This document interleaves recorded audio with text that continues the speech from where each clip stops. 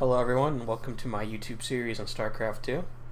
This first video here, I'll be focusing on basic mechanics to the game and terminology for new players and what they can do to understand the game and basically how the game operates and what they can do to play and understand multiplayer. Now I'll mostly be focusing on multiplayer here. The Blizzard did a good job of explaining how the campaign works, and it's a really good basic tutorial to the game, but this will focus mainly on how multiplayer games play out and what new players can learn. So this game is pretty complex. You might have heard of Starcraft if you're a PC gamer who's played a lot of games. Everybody who's been playing competitive games for a while will probably tell you about this game before, and either if they played it or not, and basically most people will agree that it's probably the most complex and hardest competitive game out there. But for new players, it's really easy to get into. It's just to master, it takes years, and I mean decades and decades of playing. So I go ahead and load us into an AI game. Apologies for like keyboard sounds or anything like that. I'm going to do this live, so it's easier for me to explain. But basically, when you start out here, you'll have your main base. This is unique to the Terran race. There's two different races, but Terran is the main, or not the main, but it's the first one you'll probably be acquainted to in Wings of Liberty. But it basically the human race, and there's two other races, one being like an alien buggy race and one like a high intellect, highly advanced alien race. Now as you can see here, these guys right here automatically went to work mining these things. These are called minerals. These are your basic income to the game, and they serve as a way to get units by like Marines or any sort of a unit that can attack the enemy, which our goal is to eliminate all of our enemies' bases or just all of their buildings and everything until they leave the game. So it's a basic RTS. It's like basically like a war simulator. Now as you can see here, there's not much going on. All I'm doing is mining minerals, and they automatically return to our main base, and that's when we get our money, and I'll count up. Now if you click on one of these guys here, one of these are called SCVs, or colloquially all races, if they say workers are these guys that are mine, but they also build units, or build buildings that build units in turn. So if you click on one of these SCVs, you'll notice that they have a complex command card right here. Now, in the settings, you can go ahead and make it so that they show you the hotkeys. So these are basically whatever the key says right here. This tells you what the hotkey is on your keyboard. So if I want to, say I want to build something, if I click B, it'll pop up the build screen. So if you see here, it says B, and it pops up this screen. That's all really. You could just click, and then you can select whatever you want to build. Since we're just starting out, you want to build a supply depot. Supply depots give you more supply. If you can see up here in the top right, this is a limit to the amount of units I can make right now. So you can see 15. So think of it as like a food meter. Basically, you can't have more units than you can feed, right? So what we do is we build a supply depot. That'll give us a higher cap so we can build more units. And the goal of the game is to basically mine as much as possible in order to build more units, more than your opponent, and destroy your opponent. Now that we have a supply depot, you can see that we went up to 23 supply. So when you first start out with the game, one of the main things you want to focus on is continuously building SCVs or workers out of your main base. This also applies to Protoss and Zerg. I just chose Terran because it's the most basic RTS race that if you played an RTS before, you probably understand what's going on a little bit. But basically, the more workers you make, the more you're going to mine. And the idea is to have a strong economy that can back a lot of infrastructure to build a lot of units, and then eventually you overpower your opponent. Now, since I'm playing Terran, I want to build my first building that'll actually get me produce units and attack the opponent. So as you can see here, I went back to the build tab. You can see that since I completed the supply depot, I can now build a barracks, which will give me access to Marines and other infantry type units. So we'll go ahead and build on those. Also, while this is going, I can talk about terminology in this game. So I'll talk about, like, I'll probably mention a couple terms and I might not explain them, but I'm gonna do my best to explain them. Starcraft 2 is like almost a 30-year-old game. Well, not Starcraft 2, but Starcraft series is almost 30 years at this point. So a lot of the stuff I've been talking about and playing for a while, so it's just kind of second nature to me. But as you can, as you can see here, the enemy has sent a Zergling into my base. That's an enemy unit. He doesn't seem to be attacking anything right now, but he's just leaving. So he's just checking out my base real quick. We'll worry about that later. But anyways, like I said, StarCraft is a pretty old game at this point, and I'm probably gonna go over some terms in here. If I don't, I'm gonna put them in the description. Anyways, that'll give you an idea of what I'm talking about. But basically, one of the things you want to focus on, like I said before, is it doesn't matter if you're losing or winning at first when you're playing the ladder. Now, the ladder refers to what the 1v1 ranking system's like. Now, you can play team games as well, but I'm mostly focusing on 1v1 here. So the first thing you want to do is focus on, like I said, building workers. Building workers is so important because if you're a new player, you never really, like, you see how much minerals I have right now? This is a lot of minerals. I could build a lot of barracks with this. And I haven't really been playing that long. Like, I haven't even really been doing anything. That's why it's so high. But the hardest thing in this game is what we call macro, which is macro management. And that refers to your ability to correctly spend your money as quickly as possible and how well you manage your economy. So something like if you have 4,000 minerals, so that's 4,000 minerals right here, and your bank right here, that's 4,000 minerals that you don't have in units that you can't kill your opponent, right? So one of the hardest things in this game is keeping that money low.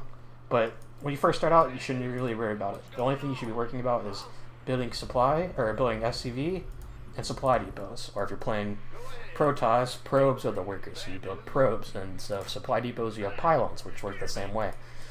And you just kind of want to keep working on that. Now, as you can see that this barracks is done, the SCV finished building it a while ago. And now you can see I have access to other units other than SCVs. So you see here, this is my main base. It's called a command center, and I can build workers out of it. That's the only thing that's only units that you can train out of the the command center. Now, if you out of the barracks, you see that I can make Marines, Reapers, Marauders, or Ghosts.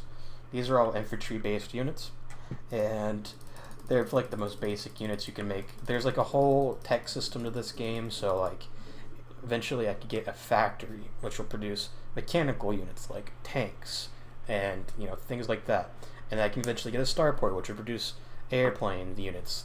So I'm going to go ahead and build a Marine. So you just click A, you build a Marine. And I'm going to go ahead and get an orbital command. That's right here on upgrade on my command center, which will allow me access to some specific abilities that will help me macro up more. When I say macro up more, that means make more money. And I'm going to go ahead and make another base so I can make more money, which is always good. Just expand. And as you can see, I didn't really explain the maps. Maps are set up in a way that they are all 1v1. So this is our main base, and our opponents will spawn in the opposite direction. This is his main base. You can't see anything there because there's a mechanic called Fog of War where you can't see your opponent is doing unless you have a unit there that has vision of it, which allows you to hide like what kind of technology you're going to get in the game. Like maybe you want to hide like getting a unit that's invisible, and if your opponent doesn't have a unit that can detect invisible units, then everything will just die because you can't see the invisible unit. Now, as you can see, he's sending a bunch of units already early on here. That's alright, because these guys also have an attack. These are used in emergency situations like now, because I was too busy talking and not building units. Now, as you can see, early on when they have such low-tech units like that, you can usually handle that pretty easily, no problem. And so then we'll just send them back. But like I said, the hardest thing in this game is just spending all this money. Like, new players, it's hard to know what to do. That's like the hardest thing when I teach my friends. They're like, alright, what do I do now? The thing is, you're always constantly doing the same thing in a way, you're always going to be building SUVs pretty much, and you're always going to be building barracks, and you're always going to be building more units out of the barracks. Now, I just went ahead and built another one. Now, there's another resource in this game besides minerals, and that's called Vespine gas, which come out of these things right here. Now, you have to build a refinery in order to harvest this gas, so we'll go ahead and build 2 of those right now. Oh. And once that's finished up, we'll start mining some gas, which will give me access to new units. And as you can see here, I upgraded to an orbital command. And now this stuff right here, because we already got an upgrade for the command center, so those don't show up anymore. But now we have access to 3 abilities, which are Scanner Sweep, Extra Supplies, which if you put extra supplies, you can call that down on a supply depot, and they'll just give you basically like a free supply depot on top of the supply depot already. You can call a Mule, which harvests minerals fast for you, which I'll go ahead and do that right now. And we have Scanner Sweep, which reveals the area of the map for us. So we can go ahead and scan his base, and we can see what he's doing. It only lasts for about like 9 seconds or so, but it's a good way to see where your opponent is and what he's making. So the idea behind the game, like I said before, is to keep building units.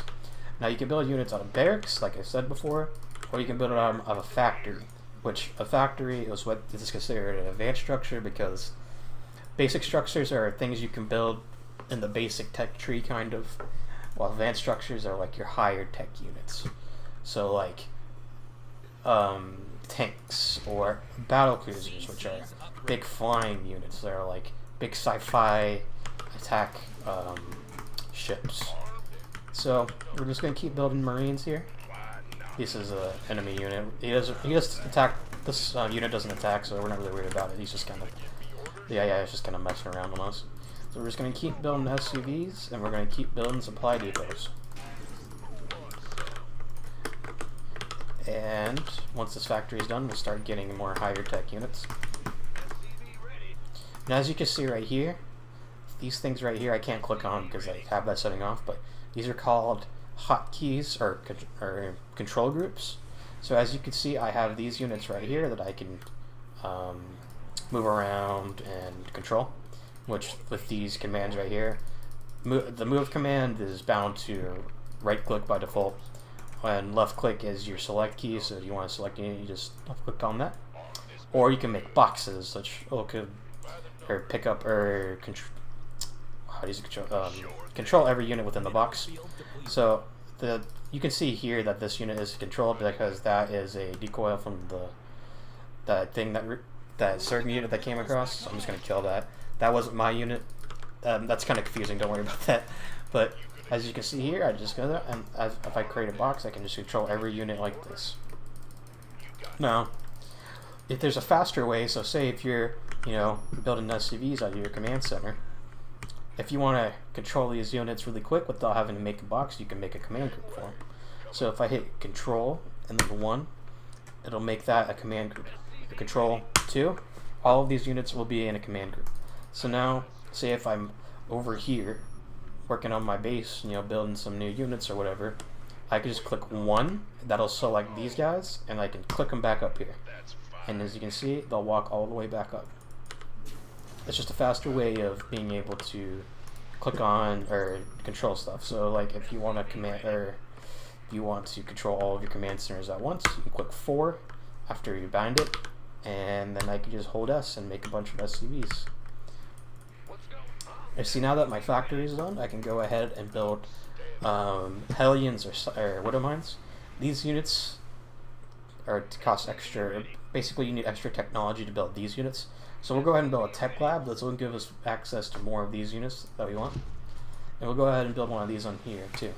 This tech lab will give us access to upgrades for our infantry units, and since that's connected to the barracks. And this factory is also building one that will give us upgrades to our mechanical units as well. And we'll go ahead and build a starport, which will give us access to our air units. So now you can see that I have access to more mechanical units right here. So I'm going to go ahead and build a siege tank because that's a pretty easy understanding unit in the game. And we'll go ahead and, oh, we're getting attacked. We'll just, hold on, we'll just handle this real quick. This pesky AI ruining, tutorial. That's okay. We're not really worried about how much damage we take here because the AI, the very easy AI, isn't super confident. And you see, handle that attack no problem.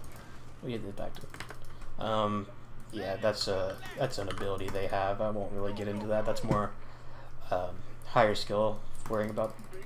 So as you can see here, we now have a starport, and we have access to our air units. So we'll have like a Viking, which is like your aerial support or aerial anti-air unit. This is good for killing other air units.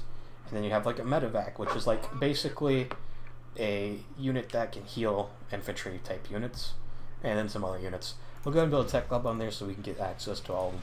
But as you can see, since I built this tech lab on this barracks, I now have access to building marauders, which are like heavier marines, but their only drawback is that they can't shoot air units. So we're just going to keep making marines for right now. And if you click on the tech lab connected to the barracks, you'll see that you have access to upgrades. So these are different upgrades that you can get for your infantry. This one gives your marines extra life. This one gives them access to stim pack, which basically they'll take, your marines will take 10 damage if you activate on them, but it gives them a lot more attack and movement speed, which is really, really good. So we're going to have to research that. And as you can see, my factory was done and I created a siege tank. I guess I accidentally sieged it up over here without talking about it, but this is a basic mechanical unit in the game. So this is a higher tech to trade. Like this is tier, like these marines would be considered tier 1 units. Sage tanks would be considered tier 2 units because to get to them we had to build a barracks and a factory to get to them. And as you can see here, it's just they act like any other tank. You could shoot things and then, you know, all the things of that nature. But they also have access to abilities. See, as you can see, most units in the game have access to some sort of unique ability. So siege tanks have the ability to go into siege mode, which basically turn them from normal tanks into big artillery guns. So these are really good for defense and for setting up attacks. As you can see here, if you build one up here, you have access to shoot all the way out here. That's what the range indicator tells you if you select it. And it's hard to shoot units or get to units that are on top of a cliff because if they're melee, your enemies units are melee, they have to run all the way up this ramp to get to it. So that's a good place to play like a siege tank or something like that. But as I can say, I'm going to keep going on here, but like I said, the hardest thing in this game is macro management. But there's also a term called micromanagement, which is basically maximizing the effectiveness of your units through controlling them. So like you say, like I can simply, for example, I can right-click my units here, and that's all they're going to do. I can attack units. Marines are super fragile. They have this ability where if anything attacks them, they die super fast, but they also do a lot of damage, so I'm going to go ahead out here. And as you can see, they move fairly slowly, and you have the units right here, and this is basically what most new players would get to, where you just attack, move, and that's it. Micromanagement would be me controlling these units to the apex of their ability. So like things like, if you played a MOBA like League of Legends or Dota before, things like moving your characters around and like kiting, which is like attacking and moving back, attacking and moving back in between the shots, because as you see, Marines shoot and then they stop shooting for a second to like basically reload. But as you can see here, they sit there and they can just keep shooting, or you can move them and then shoot, move and shoot, and it's the same delay between attacks, but I'm moving my unit away rather than instead standing still. So things like melee units won't be able to keep track with it as easily as if, like, say if that Zerg that we're playing against right now, which is where those bug creatures are coming from, if that had the Zergling unit, which we saw at the beginning of the game, which is a very small, but it's a melee only unit, if they get up to this Marine, they can easily just tap it away at it, and it doesn't move, it's shooting back. Let's say if we shoot, move, shoot, move, shoot, move, that would be considered micromanagement. So that would be like me trying to get the most out of my units. Now that's something you don't really need to worry about when you first start playing, but if you ever hear me say the term micro, that's what I'm referring to at the time. So we'll go ahead and queue up some more units. I'm already kind of going pretty long in this video, But like I said, this is very basic stuff, and this stuff you can also get from the tutorial at the first mission of the campaign, which the multiplayer to this game and the first campaign, which is Wings of Liberty, is completely free, which is focuses on Terran, and it'll give you basic tutorial of the game. This is me kind of just going over basic mechanics of the game if for some reason you don't want to play the tutorial, even though I highly recommend it. It's very informative. Now, as you can see here, I've kind of got a decent amount of units. I'm going to go ahead and unsiege all of them so they can move. Like I said before, the siege tanks have siege mode, and when you put them in siege mode, they can't attack. So, or they can't move. So they're basically like siege battalions. I also didn't mean to make this. That's confusing, but that's okay. Don't worry about that. And I'm just going to go ahead for a few little attack here. See if we can go ahead and win the game with this amount of units, but we probably won't be able to. But as you can see, I'm maxed out on this amount of supply I can make, so I'm going to go ahead and make some supply depots. Oops, I accidentally did that. This game also, if you see here on the command card, you can see like these different commands that you could give units. The main ones you want to worry about are move, stop, and attack. Now, move is just basically, oh my god, moves are basically right clicks. It's the same thing as like right clicking on any spot on the screen. They'll move the unit like this, but they won't attack. So if you want to attack, you either have to right click on this, or you have to use the attack command, which is A, and then left click on any place, and then it'll go ahead and attack the enemy units. Now, as you can see, this is going well. They have Ultralists, which are the Zerg's tier 3 units. So I'm going to go ahead and make some more units so we can go ahead and try to win this fight. I'm going to go ahead and make some more supply or building structures. And yeah. So basically, the goal of the game is to go kill them, basically. Try to stop your unit from making more units than you and destroy all of their army before they destroy your army and get to your base. Now, this game might go on for a little bit longer. I didn't really intend for that. So I think I'm just going to end the video here. The rest of the series will be focusing on more on intermediate level or advanced level mechanics to the game, like maybe like specific build orders to the game. The build orders being the order in which you start building buildings and units. That's more of when you first start to the game, you shouldn't worry about what you're building. You should be worried about just building anything, basically.